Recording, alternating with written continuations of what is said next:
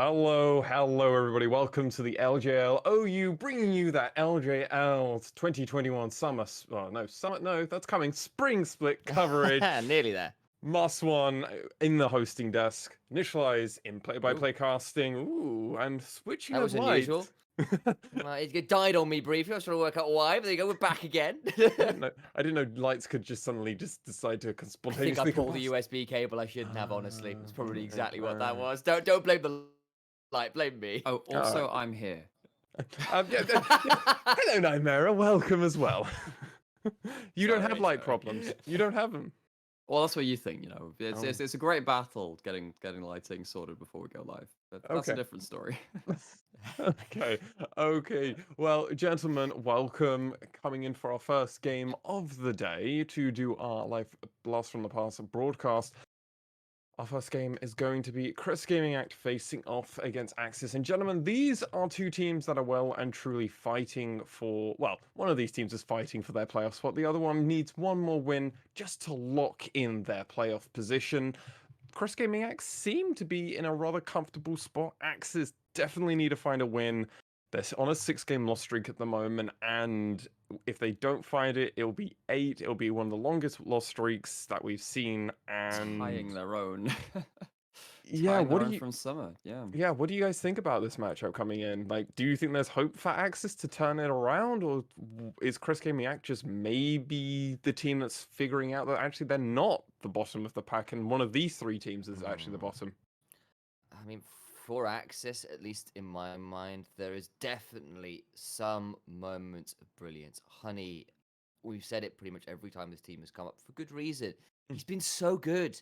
His stats, even in losses, have been genuinely incredible. Some great DPM numbers, CS numbers, kill participation numbers, good damage share. Like, he's doing everything he can.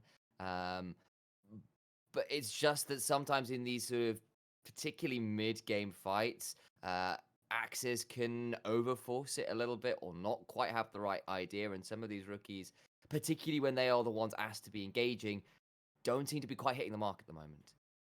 Yeah, I mean the rookies of the side of AXIZ, but Crest Gaming Active have got some rookies on their side as well. They got Kassin in the jungle as well, and Milan in the bot lane. Nymera, are the new players of AXIZ just not really bonding? Is it maybe Crest Gaming Active's better leadership? Like, what's maybe going on? So I think it's important that to notice what Sam said about in terms of the rookies who are engaging, because you look at the players like, yes, Kassin is doing that to a certain extent on CJ, but you've also got players like Nap and Alchemy who, while they have had their struggles, particularly in the early game, those two, when you get them into a mid to late game state, can get into the back line, particularly on champions like Nap's Renekton and as we've seen recently, Alchemy's Ral. Right, so there are definitely some players who have the champions kind of prepared and on form enough to hold up that end of what their team needs, whereas AXIZ have struggled to find those same champions for the same roles on their roster. Yeah, I definitely would say Inon and Nermoch have definitely struggled to find those engaged champions that really kind of work. Obviously, we haven't seen AXIZ really even find that victory for multiple weeks now, and they a lot of their games haven't even looked super convincing from their side. So, what do AXIZ need to do? Do they just need to identify a simple composition that they can hopefully draft and just figure it out? Maybe. So I would have said that maybe before Super Week, and then Super Week happened, and that was really not good. They lost every single game in Super Week, and a lot of that was trying to play compositions, which I thought AXIZ might succeed with. Getting Megamin back on AXIZ while Honey is also on a carry, because it means that there are 2 carry threats, and it means that Inno can go back to something like Renekton, which actually they've looked good on. But that didn't work. So now I'm just thinking, you have to draft something special. You just got to prepare some real weirdness and hope that it upsets the enemy team enough in the early game that you're just more practiced with that comp.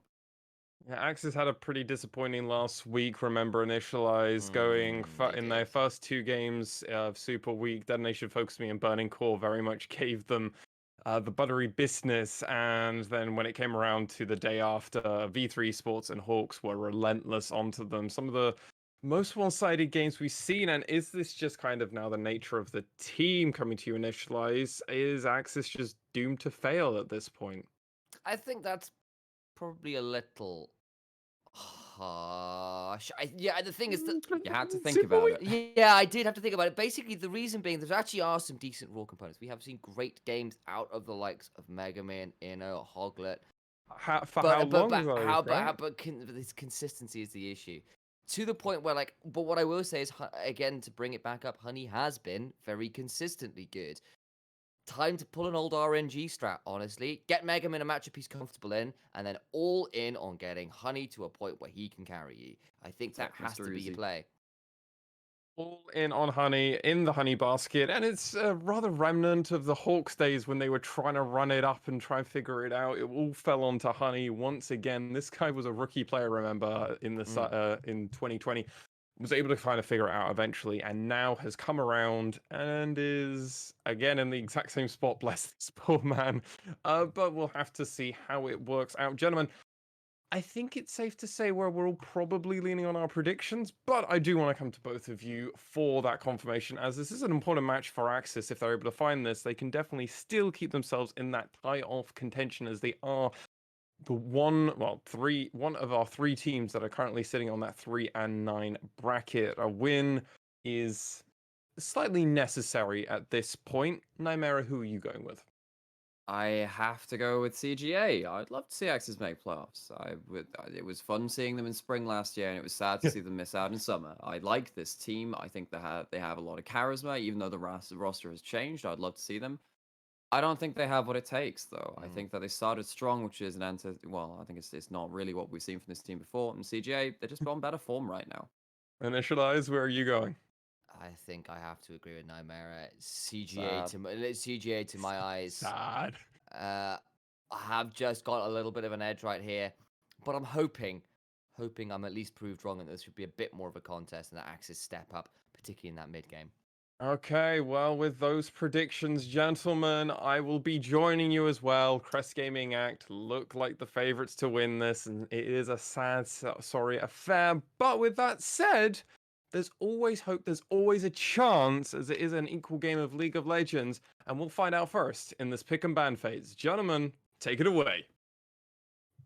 Thank you so much, Math Swan. We have ourselves a pick and ban phase. Crest Gaming Act will be on the blue side. Of course, AXIZ will be over on the red. That means we have Nap in the top lane, Cassin in the jungle, Nathan at mid lane, and of course, Milan and Alchemy making up the CGA bot lane. And making their final drive towards the potential playoffs will be AXIZ over on that red side, as you were saying. And that's Inno, Hoglet, Megaman, and Honey and Nemo rounding out the roster. So, some bans have come through. It's been CGA focusing on that AD carry pool. What can we do to take away playmaking agency from Honey, Ezreal, and Tristana off the board alongside that very powerful Udyr? Interesting, they don't want to pick it themselves, but of course, knowing what Cassin has tended to go towards, Reed, Prowler's Claw, Rek'Sai, and Jin Zhao, that makes some sense, and instead AXIZ will ban away the Karthus, which of course Cassin did pull out to mixed success, though when it did work, it was pretty damn devastating. Well, even in the loss, they had a lead, right? And yes, the Thresh being taken away from Nemo, and remember that Nemo is one of these rookies. The one thing you will realize about a lot of rookies is that they will find their one or two champions which they are comfortable on, and then after that point, if you start removing them, then things get a little more tricky. On the other side of things, Alchemy single-handedly carried CGA's win last week against Burning Core, I believe it was. It was a bit of a sordid affair. It was messy. It was very, very scuffed in a lot of these fights. But Alchemy's hooks landed true, and he will be going up against Honey's Kai'Sa, one of those premier carries. Of course, in 11.4, it has been nerfed just a bit with that Q and its single target in particular. And then the Rel from Nemo. Okay, the combo is a potent one. It is a carry for Honey that has a lot of agency. Can blow people up, can definitely carry. I like it from AXIZ. It's definitely playing into the strengths of your teams and your star player right now. And CGA will respond with that oh-so-flexible playstyle-wise Gnar. And of course, what looks like, I'm about to say an Azir, and instead the hovering a Jarvan, which would be a little bit of a different take. It would be a different take. Okay, so a Felios locked in for Milan. I believe this is the first time champion for Milan. Of course, not played that many champions this split. I'm trying to remember, actually, how many champions this player has even pulled out. We've seen, what, 2 Xayah games, a number of Kai'Sa, outside, and a lot of misfortune. And then this seems to be maybe 4th AD carry on the list. On the other side, though, Nap playing the Gnar. It's not something we've seen Nap go towards as much as something like the Renekton. I'm surprised that CGA are playing, well, I mean, with this draft already, something more bot-centric. This is not this playstyle of this team necessarily, because Sin and Nap with Nation roaming up has often been the story about this team. Yeah, they often have been a top-side focused team, CGA, and it's left Milan and Alchemy out to dry a little. They've also not necessarily had the easiest game. I believe this will be Nap's second Gnar game of the split, so you're absolutely right. First game was a loss, so we'll have to keep an eye on how this one goes. Obviously, the first one didn't work out, but that's not to say it won't work out now. And of course, we saw a lot of losses on Gnar in the beginning of the split. That's not been so true as the split has gone on. The response in the end was AXIZ picking up that Hecarim. So the cavalry combo of Rel and Hecarim is locked in very happily. It is, so now you have to ban away Lilia. No, that's not true. AXIZ instead banning away the Jinzhou, which is a Kassin special, and the Olaf. So these are 2 champions which Kassin has played. I wonder whether those 2 bans are more worthwhile than really banning out something from Nation, because I look at what Kassin could play, and there are still a number of jungle champions on the board. Namely, there is that Lilia, right? I would allow CJ to have a bit more AP in the lineup, maybe go towards something like even like a Syndra for Nation, and Orianna's still available too. A lot of tier list picks up for the mid laner. On the other side, though, it's a kind of a counter pick matchup into the Gnar. Wukong's locked in for Inno. Well, there we go. It does work pretty nicely. Of course, Wukong just gets loads of armor passively, which makes him really obnoxious against AD top laners. If they're locking a Graves as well, that'll be double AD top that this Wukong is playing into. And he's playing into that Graves now, which all those auto attacks, you get those steel caps, you feel pretty happy about yourself. You do. The question is whether you'll be happy about that when you lock in a mage for the mid lane. That seems to be the calling card for Nahum, because you've got a full AD roster, and you have the likes of Aphelios, so you can put down those turrets, play a more stable front-to-back style. This Rumble would be a 3rd game out for Nation. It is just a hover, though, and it is going to be the Azir instead. Instead of realizing that actually the AXIZ team has too many ways to get off of something like an Equalizer, best put down the Sand Soldiers instead and try and block and lock that door on the engage for AXIZ. So Masson has been doing some hunting in the background, Nightmare, looking into Milan, particularly on this Aphelios. This will be his first game of Aphelios here in the LJL. But he did pull it out way back in Scouting Grounds, which Maswan did a lot of fantastic coverage for, by the way. A little plug for him there. Go check that out if you want some additional real deep LJL content. But apparently he pulled it out in his first game of Scouting Grounds to Milan, and then went 15-3-3 on the champion. So certainly knows his way around this one. Yeah, so has at least knows his way around the champion. Of course, that was Scouting Grounds. The level of competition is obviously, largely speaking, that step lower. But the point being, this guy has popped off on this in various places before. Certainly knows what he's doing on the champion. To see how it works out in game here on the LJL. Response, last pick from AXIZ, just to cover that as well. Scores Victor for Megamin, so that is a Control Mage v Control Mage matchup. Nice and stable for Megamin, which is good news, and it's another damage to back up Honey, not Hoglet, though Hoglet, of course, being on that Hecarim. Not necessarily low on damage either. No, we will see actually on that. No, what build this Hecarim is going to go towards, because so we've been seeing a lot of Kentam Hecarim recently. We've cast a couple of games that ourselves, and it just means that you can be this extra frontline threat when you do have a double carry setup, even a triple carry with this Wukong, let's be honest. It might give you the chance to stand on that backline just a little longer. But of course, if you do get on top of the Aphelios that is in and you get to one-shot them with something like a Triforce, you're not particularly complaining either. Absolutely, we have to keep our eyes on it. Of course, we've also seen some things like Hecarims where they've just gone those turbo chem tanks, we kind of mentioned as well. That's exactly what I was saying. Yeah, exactly. Just like as you say, doubling down on that, it is kind of not I wouldn't even necessarily hate it this game either. I don't know. Actually, I'm seeing a Wukong and a Rel. Perhaps you do want to back up that damage a little with a bit more burst, but I could see the argument here. I mean, this is the thing, right? Wukong is a carry top laner. He's going to go towards more like your Divine Sundra, Trinity Force build in general. I mean, this is 11.4, so we're going to have... I'm trying to remember if we've got the Black Cleaver changes, which give you all that move speed. It's one of the reasons why Gnar is so strong on the live patch. in fact, because having Stride Breaker, Blight Cleaver, you don't always need to build that item, but particularly the Stride Breaker as well, just gives you this sticking power within fights and allows you to keep on top of your target so much more strong than you did before. And that, of course, threatens the lower mobility champions in the game, like the Victor, like the Aphelios on both sides. And but of course, in terms of Stride Breaker builders, you're only really going to see that out of the Gnar. Mm. Keep our eyes on that Gnar then. Of course, Nap, as we said, picked it up for once this split. Was a loss. We'll be looking for something a bit more here. And I think part of the reason that Gnar has been so prevalent in the meta is his ability to play strong and weak side, depending on how things go.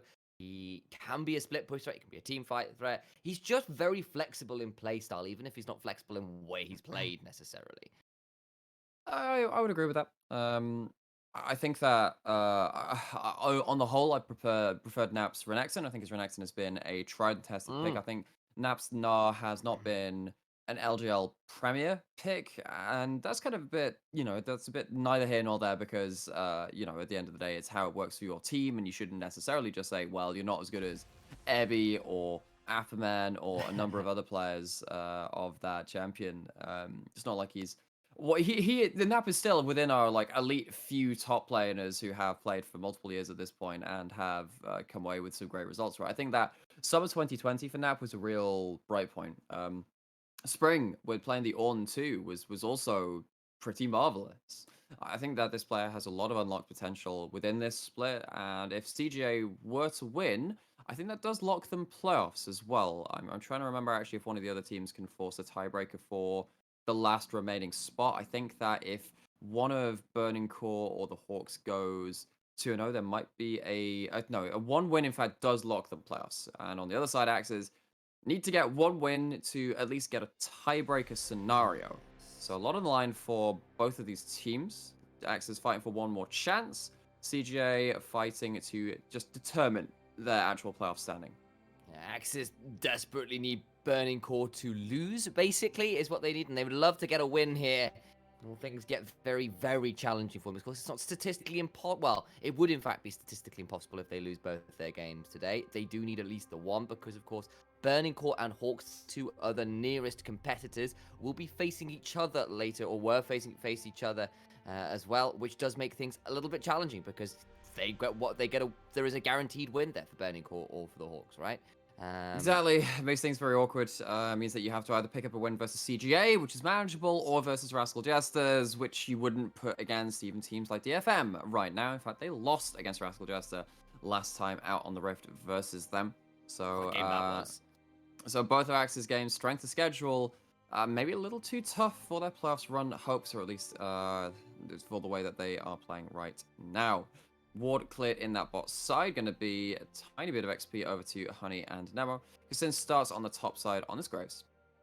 For a half second with that skin, I thought Graves was Victor, and I was really confused.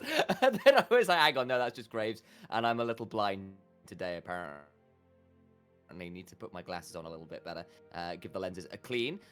But you're not doing their best Ebby impression. What is this with level 1 top players in the LJL and trying to keep people away from the waves? Of course, this is a Gnar, and he has a boomerang blade, which does make that a little more challenging than against pure melee top laners. But this is the thing. If you're away from your minions and the Wukong goes in with the Nimbus Strike, you get the attack speed at level 1, and having Conqueror as a build as opposed to the Grasp means actually your level 1 trades are really good. And the thing about this matchup and most top lane matchups is that, you just think, right, well, if you're taking even like a, slightly bad trade, at least if you deny one minion, you deny the level up for slightly longer because they don't have access to the minion wave themselves, and that's really important because then you can take a level 2 to level 1 trade. And importantly, if you keep that up for the entirety of your early laning phase, then things get very dicey when you get to level 6 to level 5 points. That's what Ebby has been a master of for so long in the LJL. So coming up to an early start, a good early start rather, versus this Gnar. Speaking of good early starts, a lot of good early poke here from Nathan in the mid lane. Of course, that is Azir. He can just arise and throw soldiers at you through the wave. It can be a little obnoxious, and of course, Victor needs to be trying to hit the death. Is it death lasers or death rays? I think it is Death Ray. No, it should be. Oh, no, don't ask me that. I'm actually a Victor player, and you're showing that's the reason I was double checking. The Death E The Deathy, that's the what we're calling Deathy, it for the game yes, that's the currently. Either way, for those of you who haven't seen too much of Victor, although I'd imagine you have at this point, just remember that, of course, he doesn't build the Hex Core anymore. It's not his passive. Passive has changed to mean that if he gets kills, assists, or minion kills, more for cannons, he starts stacking up, getting shards towards his next upgradable ability. So he still upgrades ability, just not by buying items and spending gold on it, rather just performing well within the game. But if anyone ever played support Victor, which if you did, I mean, my condolences to you for doing that in the first place, just means that it's no longer possible to get those upgrades really from a support position. Yeah, so don't be a support Victor, guys. It's even worse than it was before. So some of you may actually take that as an indication to go and play support Victor, and you are the worst kind of solo queue players. And I'm both impressed and really don't like you. Terrified So by your potential. Exactly, that is exactly the phrase. Terrified by your potential. Not really sure what else to say about that one. You can talk about Hogler making his way down bot side and not being seen. Here's the devastating charge. The Flay buys time, but it doesn't stop the auto attack, which shoves Milan back. There is no lantern, and first blood goes the way of Honey and Alchemy. Feels a little bit sad about that one. At least trades back onto Nemo fairly well, but just doesn't have the cooldowns to really chase that one any further. Milan burns heal, doesn't burn flash, didn't see the way out, but it's a lot of summoners burn from AXIZ. They do, however, get that first blood, and it goes on to the star himself, Honey, bringing home the dinner. It's really important that Milan didn't use flash, because I looked. Oh, actually, is there a knight available here? Potential danger onto Nemo. But yeah, so Milan doesn't get out of the devastating charge from Hogler, who pushes him back into the team. I wonder if that was a bit of hubris from Milan, just on not quite understanding quite the threat that they were in, because then Nemo follows up with the attract, repel, stun, and that kind of seals the fate of this AD carry. It does, and there's not really much more to say about it at this point. It's kind of over. They're dead. Honey gets the kill, and it's a good start for AXIZ. But we've seen this before, Nymera. We need to see some consistency, and we need to see how far Honey can get ahead, because if he can't carry through that mid game, it gets a lot harder. It does, and it's not like Honey is on something like a Senna or even the Aphelios itself, which is slightly longer range than your Kai'Sa, who has to play around diving in and having that window of burst potential, becoming the pseudo AD carry assassin. And what that does mean is that if you're playing a slow front-to-back team fight, you are instead playing around a much more dangerous playstyle of saying, all right, we're not waiting for the consistent DPS, we need to get this burst on this Kai'Sa. Particularly when you are against the Aphelios, the Graves, the AXIZ, that can throw out smoke screens, lots of zoning potential, and have longer range than you. That range discrepancy, I think, is a worthy conversation as well. Of course, Kai'Sa notoriously short range. Of course, she has ways to close down the ranges. Hogler, once again, this early kind of pressure this guy can put out. Can't quite get on top of nature and wasn't caught in the shop and does have a shuffle in time, but nice to see a little proactivity from this guy. He's always looked best when he can get stuff rolling early. And so Hogler gone for the tier 2 boots early, gone for the cooldown boots, and it just means that he's getting very early and active in the early game, right? Got himself that CDR, important for his farming potential. Doesn't mean that he's completely out of combat stats. And Nahan, who hadn't burned the teleport yet, to go recall, had to go farm that wave under turret. What that does mean in terms of cancelling that back is just means that Megaman, who did blow that teleport earlier, just put under slightly less pressure in that laning phase, and allows Victor just a bit of a free recall. Gets out.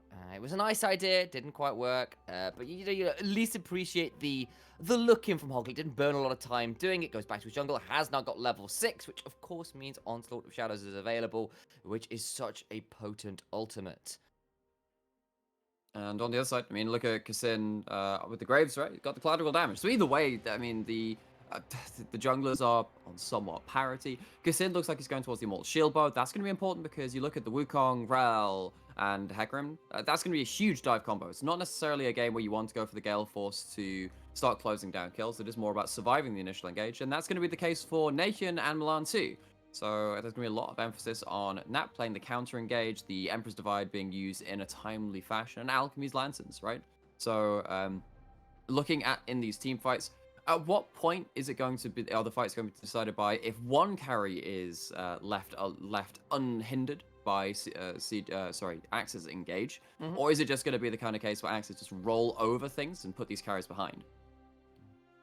Keep our eyes on it, of course. It's not like AXIZ are poor on scaling either with their champions, but maybe if you do sort of get this game very, very late, the Azir and the Aphelios, two of the hardest scaling hyper carries in the game right now. Scuttle Crab is started up. Nap has Mega Gnar, but it is about to run out.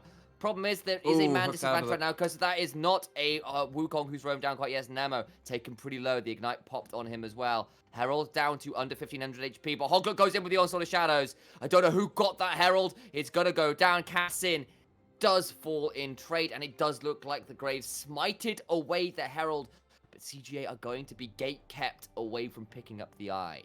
There was a really burgeoning threat there too, because Honey managed to roam up before Milan. So no one managed to collect the Eye of the Herald. You don't have to protect that for the full 40 seconds or something. It was on the as it was in last season when it was on the floor. So AXIZ successfully deny the Herald, take themselves their second kill. This one goes over to Inno on the Wukong, which is important, of course, because he is going to be that damage threat. And one of the things about Wukong is that he doesn't necessarily survive that long if he's in that backline. So he needs to be threatening the carries enough that they have to flash out and disengage from the fight, rather than turn it around onto the Monkey General.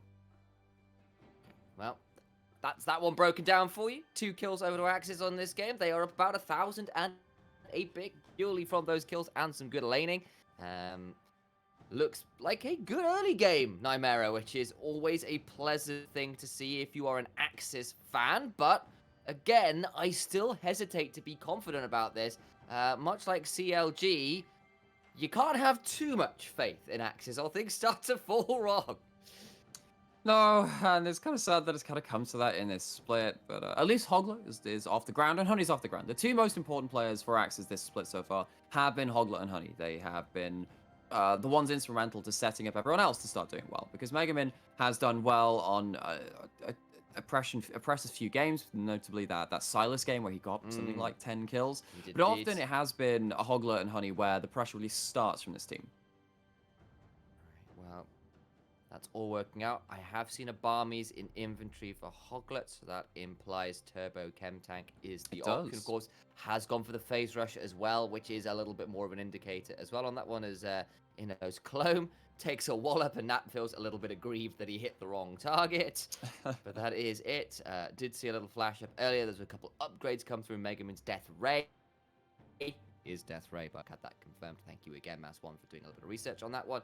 Did get upgraded a minute or so ago, and Honey, I believe that was the Acathian Rain. Yes. Just got the upgrade. So when you have Doran's Blade and all of so you have your components of Noon Quiver and your Pickaxe, which goes towards your Gale Force. You have the Doran's Blade, which you start the game with, and of course a Serrated Dirk. You get yourself up to 100 AD, and you get some lethality, which means that your first dive in around this point, which is of course just after you get your ultimate, will be really strong, because you get that lethality for the Acathian Rain, assassination potential, and it's also upgraded at that point. So lots of missiles doing just that extra bit more damage.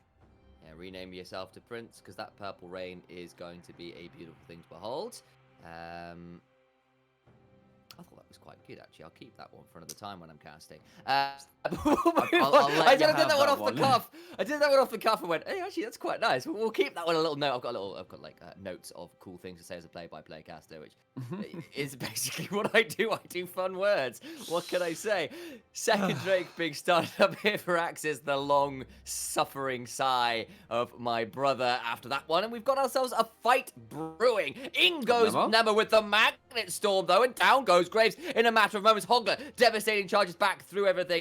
There's Milan firing off with Severum and Crescendum. Onslaught was running, but now Alchemy is living left to the Wolves. Honey picks up another. It's Drake. It's 2 kills. AXIZ win the team fight.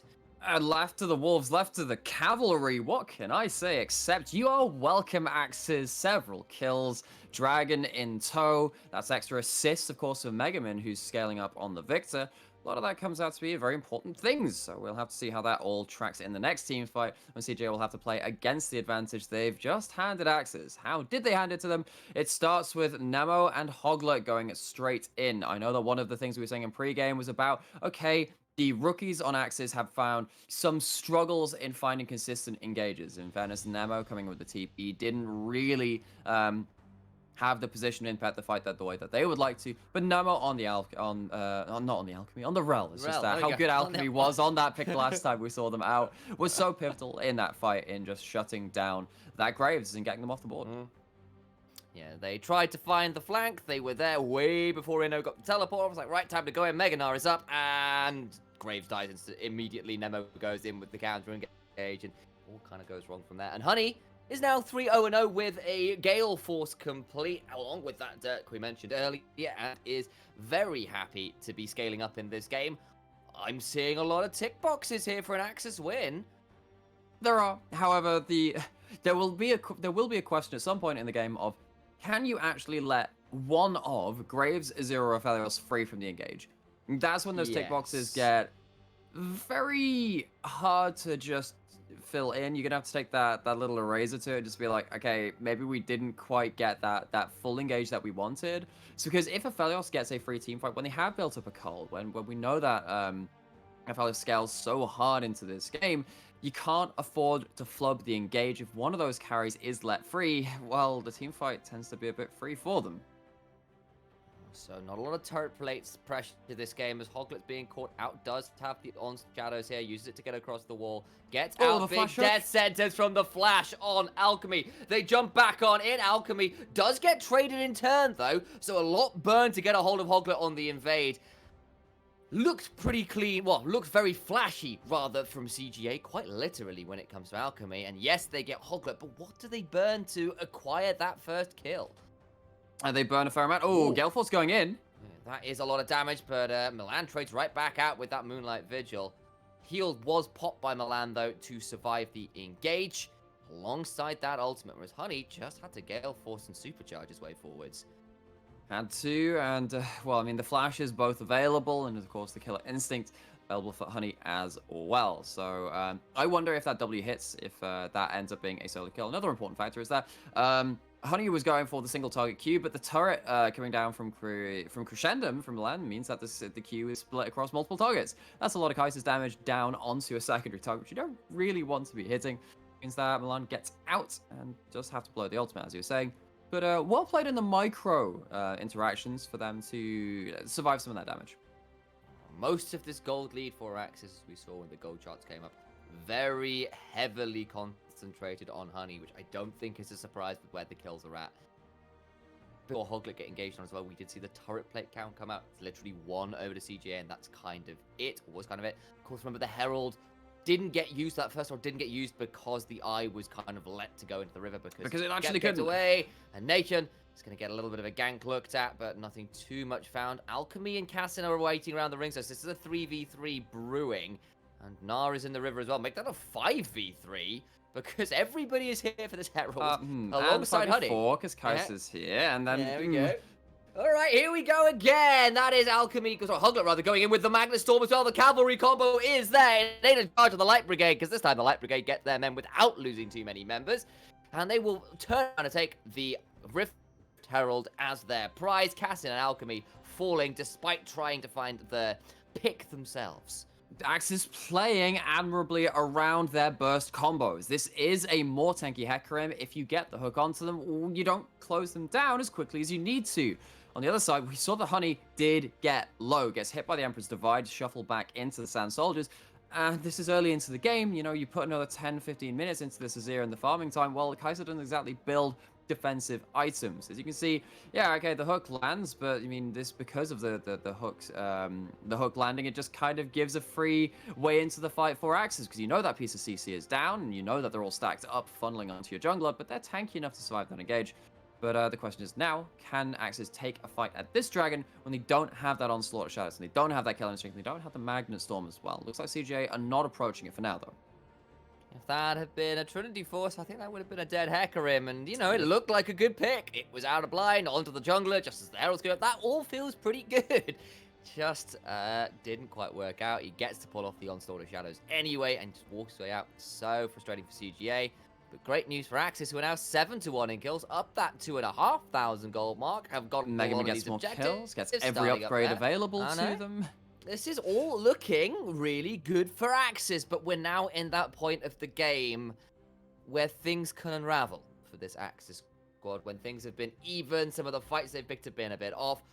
That said, you know, the people who we want to see carrying are carrying. Megamin having a good game, so is Honey, but of course we've said that about Honey pretty much every game he's been in, honestly. Hoglet off to the races. Again, that is a Hecarim. That pun, that line just fits so well. And things, at this point in time, looking pretty bright for the AXIZ lineup. They're looking for first turret as well, of course, onto none other than Honey. They'll pick that one up, extend their gold lead. And CGA kind of left a little bit caught flat-footed there. Definitely didn't expect that engage to go so poorly for them, honestly, and it's left them in an awkward spot. It is. I think a lot of it is, okay, what's happening with these top laners, because Na doesn't get to teleport in quick enough to solve any of these fights, because, again, we were talking about the Kai'Sa. Well, Kai'Sa's very far ahead. Has 2 items. Has the Collector, has the Gale Force. That's the assassination combo. That means that, potentially, you've lost 2 people before the teleport completes on someone like Na. And that means that CGA now have to play around a fight, thinking we need to be proactively seeking out vision and making sure that we have all necessary information to respond appropriately. Otherwise, if we have to react to a fight, we're probably dead already. Yeah, you've got to be a little bit more prepared, a little bit more proactive on that front. And of course, as this game gets later and later, I nearly started singing it. Don't do that to me. That would have been a bad sign for the stream. Jeremy Irons did a wonderful job with that voicing in that song, but let's not do that one here on an LJL stream, only because the copyright infringement would be a little bit shocking. Herald summon in mid lane. Turret number 2 falls the way of AXIZ, and CGA falling a little bit further behind every passing moment now. 3,500 gold. Can we also talk about how much of a travesty it is that Senna does not have a High Noon skin when we have High Noon Hecarim on the Rift? Like, I'm just thinking, Metal Firehorse is an aesthetic that they have gone for, and that is what I support. I think that if there were to be more skins, give it to that Rel. It's a really good aesthetic. I would be down for that. Could we have like a 4 Horsemen of the Apocalypse skin line? We're going. We could have Lilia, Hecarim, Rel, and then have Jinzo in the one skin where he's meant to have a horse, actually have a horse, right? No one's salty about that on various Jinzo main subreddits. No. I think we'll do Sejuani. I think might not actually be a bad shout. Definitely one of those. I mean, we got the Poro right. Isn't that just the same as? Oh no, that does. It's not.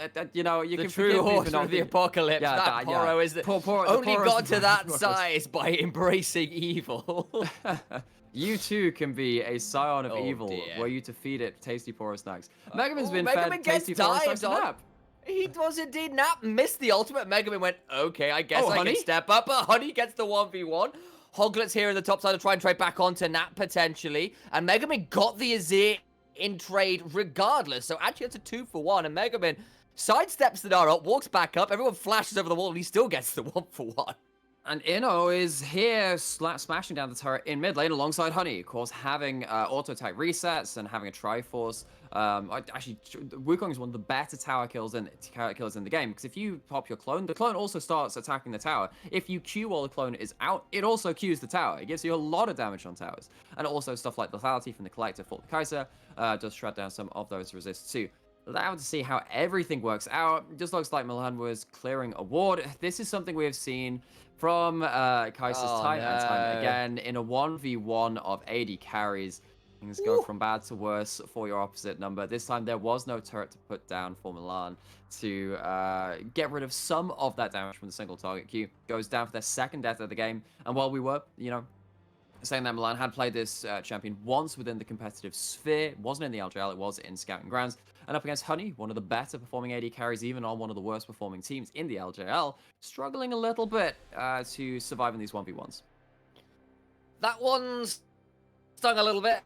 And Milan didn't really have a lot to say about that, but he's like, oh, it should be safe, could get towards this bush, and no, Honey just pulls the R trigger, and down goes the Aphelios. We've got about 20 seconds until the Infernal Drake spawns. That would be third Drake for AXIZ if they can secure it. We've got about a 73% chance to win this game, which is a fairly large number. They've got a big gold lead. They're going to have Inno split pushing. He's got teleport available. A lot of items complete. AXIZ in firm control around this, and CGA need to ask themselves the question, can we afford to give up Soul Point? And even if we do contest it, we actually have a chance of winning at it right now. A little bit behind in items. In fact, they are down about that half item mark because 2 items of complete, particularly on the Victor and the Kaiser coming into this fight. Okay, I'm but a little worried CGA for Axis have... trying to siege this one. So, okay, but Inno has teleport, and they've... So, AXIZ have allowed CGA in. I think they... Okay, really deep teleport. It's a really deep teleport, and CJ just walk in and take it, but Alchemy might be the opportunity cost for this fight. There is the onslaught of shadows, but it's a bit shy, and Hoglet actually takes a lot of damage. That Infernum was huge. Honey comes streaking in and gets the one back, but Graves with the burn, the collateral damage, just clips Hoglet at the end to make that a 1 trade back. So it's a 2-for-1 in favor of AXIZ, but the Dragon went the way of CJ, who just got to walk in because, didn't pull the trigger all that early, and AXIZ a little late to the party in the river. A little late, a little less potent than they would like to be, right? Okay, going back to the replay now. So the Dragon goes down much quicker than AXIZ were prepared for. It does mean that AXIZ now sit at a 2-2 Dragon Sword, which is not really what they would want out of this early game. Hoglet keeps just dashing forward and forward again.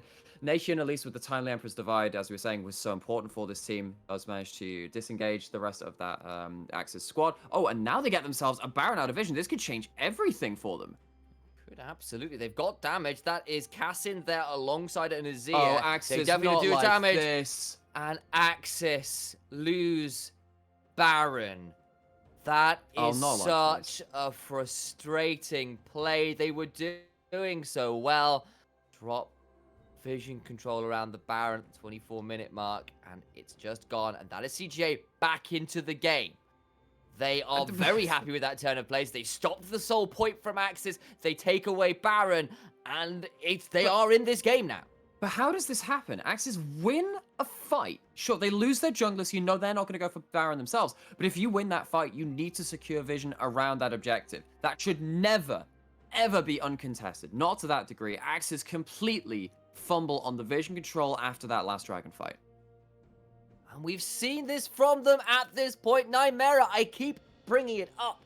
Sometimes the decision-making in the game for AXIZ around these objectives at this point costs them games. They had massive leads on Honey and Megamin, and they didn't get to wield them in that team fight around the Dragon. They were too late to... That one wasn't that egregious, but then to leave the Baron as well...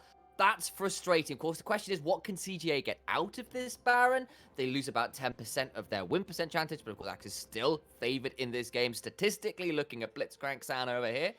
And for CGA, what this does realistically do is buy them time.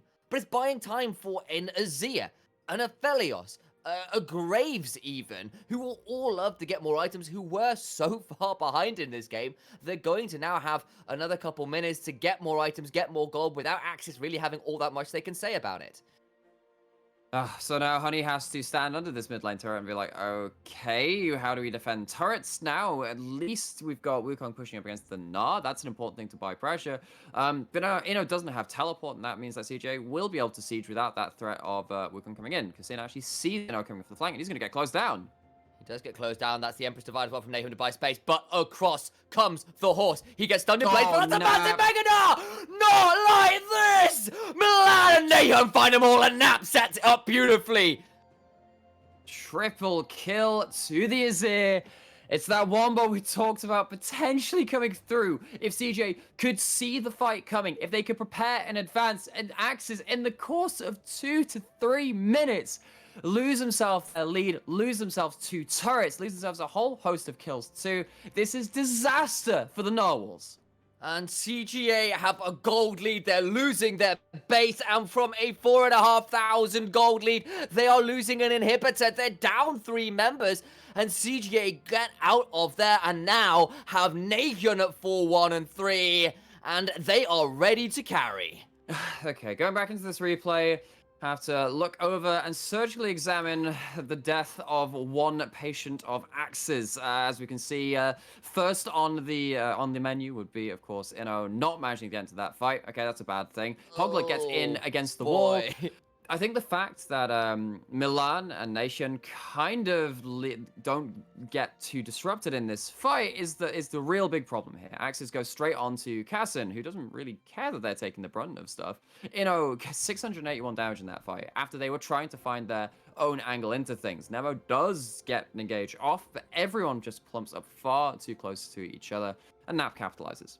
What did you tell me about not killing the carries on the engage for AXIZ? Yeah, it happened. Nap found a ridiculously large Meganar. The collateral damage got like nearly 5,000 damage out of Kassin in that team fight. You saw the Moonlight Vigil, you saw Nation as well. The Wombo combo got them all, and now AXIZ are looking down, and unfortunately, the gold lead is in CGA's favor. They're looking down what might be soul point for CGA now.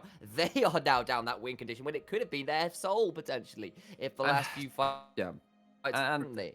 And you could say about that fight, well, okay, why don't you just try and go in anyway? Well, you can't afford to flub a fight. We've been saying that most of the game, and now you're looking at a level 17 Azir. Megaman was only level 15 for that fight. You had a 2-level disadvantage on your jungler for that fight too. Inno had already been struggling to get into the backline. There was no vision behind that Dragon Pit. You couldn't get a flank teleport for the Wukong. AXIZ didn't have anything set up in CGA, as opposed to AXIZ off of taking a winning team fight to secure themselves ample vision to secure themselves the next phase of the game. Well, that's the way it plays. CGA now look at that statistical flip. The tables completely turned. 82% chance for CGA to win this one. Items are complete. Gold is in. Map state even. Just the pressure that they have available to them. So in favor of CGA now. And we've said it before. AXIZ in the early game seemed to have a lot of options. And then it just falls apart. And I can't believe it's happened again. Not with that kind of gold lead. Not with this kind of comp. It should have been simple. It should have been Honey and Meg have been running over these team fights. It should have been put to bed. And instead, it'll be a midnight snack for CGA. Well, the clock is ticking closer to midnight for the Narwhals, particularly, who, with a loss, would put their playoff chances in jeopardy. They would need to take a win versus Rascal Jester, which is a much harder ask than the likes of CGA, who, of course, are coming out to a strong team fighting performance right now, and they're going to come to a strong pick performance as Megaman is caught. And Megaman gets caught, and the Hecarim and Reldorn carriage gets turned into a pumpkin. Yes, Honey gets one, but everyone else is starting to fall. Nation still left alive. He's got so much HP, and Milan gets to stand and fire at the end of it all. It's his turn to shine. And yes, they get 3, but it's a full ace in favor of CGA. Nap once again comes to turn the tide. Milan survives. Yes, Nation does die. Yes, Kassin does die. But Megaman is caught on the onset of that fight. The damage is not there from the rest of AXIZ. And this will be AXIZ falling to such a tragic defeat in this last week of the LJL Spring 2021. And with this loss, AXIZ are now looking down one final game to consider making it into playoffs. They could have made it this game. They throw it all away. CGA secure it with a fantastic series of mid to late game turnaround fights. That is, well, on the other side, CJ secure themselves playoffs. They have themselves that in the bank. They have their ticket booked towards those 6 top team spots. The last spot still up for grabs, but now AXIZ will be clutching onto that very, very desperately. They'll need to pull out something special versus the Jesters later. Yes, they absolutely will. Of course, the Jesters on an absolute tear in this league right now. That is a tall order. But before we get to that particular order, we have to break down this last meal of a game. So we'll be back after this minute or so to bring you an analyst desk.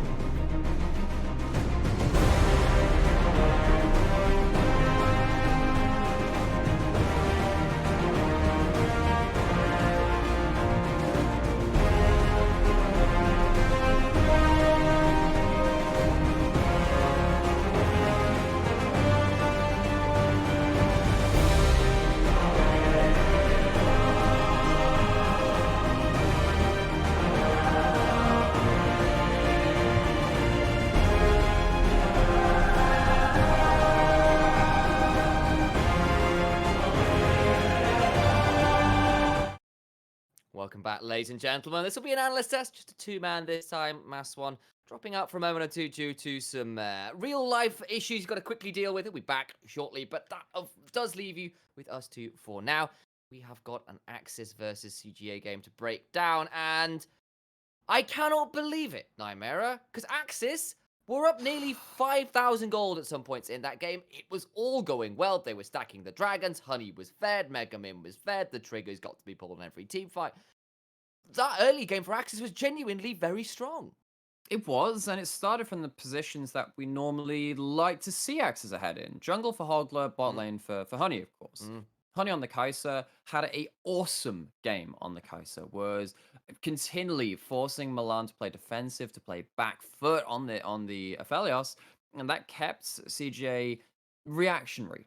And that lasted up until a very certain point in that game. We'll talk about that later, of course. Yeah. But AXIZ Laws at least had themselves in a position where it seemed like everything was kind of like just a flowchart of simplicity in terms of what they should be doing, because they could take quick fights. CJ couldn't necessarily respond to them as well as they wanted to. Yeah, they got to be able to pull the trigger. We saw, particularly on that Herald fight, for example, the hooks come out to try and pick off the Hecarim. Too tanky, of course, because this is the newer build, which is a lot tankier than the old Trinity Force build. Like, lots of things like that. I was like, okay, they've got this. They've got the gold on the right carries. They're going to be able to blow up everybody they need to. And then there is a sequence of plays where everything kind of falls apart. And this is around that dragon, well, what would have been sole point for AXIZ if they'd managed to secure it. And instead, they late to the dragon fight. And then, despite getting a couple kills afterwards, lose Baron. And you were very critical on cast. What happened for AXIZ in this sequence? So it ends up being a 2-for-1 because we saw, I believe it was Alchemy die, and then one other player die from CJ. And then you think, okay, you have a one fight. You lost your jungler. Hogla died diving in, of course, and the Empress Divide ended up buying enough space and doing enough damage that the Hecarim fell. But you have the numbers advantage, and AXIZ reset. They reset without going to take any of that Baron, or they don't reset with the intention to get that vision around Baron. CGA then storm onto the map, go straight onto the Baron. They don't have to peel off it at any point. No one comes close enough, and they sneak that out from under the nose of AXIZ. If you take a winning team fight, if you lose your jungler, yes, I can understand not starting the objective, but you have to secure that area of the map, because that will obviously be the next phase of play, because the dragon is down. You need to have things in place, and AXIZ bluntly just fumbled that execution. So yeah, I was at the time tearing my hair out of that, thinking, oh no, AXIZ, not again. This is not how you want to play this game. And even then, AXIZ still had a lead. It was a blunder, but they still had a lead. And then another dragon fight comes up, and CGA get it again, and it's the fight afterwards, which was just a beauty to behold from CGA, that really secured their position in the game. It got them a gold lead for the first time, and what happened with that one, because it was a beautiful sequence of what felt like fantastic outplays from CGA. It is outplays from CGA, but it's also outplays which they were prepared for. They set up for them, because you know that your threats at that point are Hogla going for just running it down with the ultimate and just going straight into the middle of your team. Sure. And the other thing is that Inno will be trying to flank on the Wukong. It's hard to do that when Inno can get jumped onto by the likes of Kassin, which is exactly what happened. He is on vision, Kassin scouts him out, and then suddenly Hogla and the rest of the crew, particularly Nemo and Honey too, try and fly into the rescue. Problem is, this isn't a fight they're taking on their terms. CGA have decided that this fight will happen. That means that Nap is already moving, and Nap moves with a lot of strength in this fight. He comes in for a massive counter-engage ult. That sets up for the Aphelios and the Azir to come in and do their stuff, because they weren't the primary targets of the engage either, and they clean up shop. And we said if you didn't manage to kill all the carries, or even kill some of them, then the turnaround, that DPS is definitely there. Very high. And suddenly you got a Baron into an Ace, into that inhibitor off the back of that as well, and CGA then they're into the game at that massive support. It was too much, and AXIZ kind of fell away despite a very strong early game, and now AXIZ are staring down the barrel. Playoffs just disappearing. Any chance of that going? They've got to face off Rascal Jester in the next game, and that will be no easy feat. No, because Rascal Jesters are, well, we have questioned it on our podcast. We should totally go watch it. Whether Rascal Jesters are actually the best team in the league. I've had some conversation with a number of other people who've watched the LGL scene thinking, yeah, Rascal Justice look really Real strong. good. They're on a huge win streak. They beat DFM. Yes, it was the first game on stage for the legacy lineup for DFM, bringing in Seros and Gang. It wasn't Arya and Kazu, which they played for most of this split. But a win is a win nonetheless. And, DFM are no slouches with any roster they field, given the talent of the roster and even their substitutes too. AXIZ going up against that team, they will need to channel the very best of their playing abilities because this may be the very best of the LJL they have to face. Well, that's a bit of a teaser for what will be coming up after the break. AXIZ fighting for their playoff lives. But they've got to do it against one of the best, if not the best team in the league right now. Stick around, we'll have that game a little later on in the day.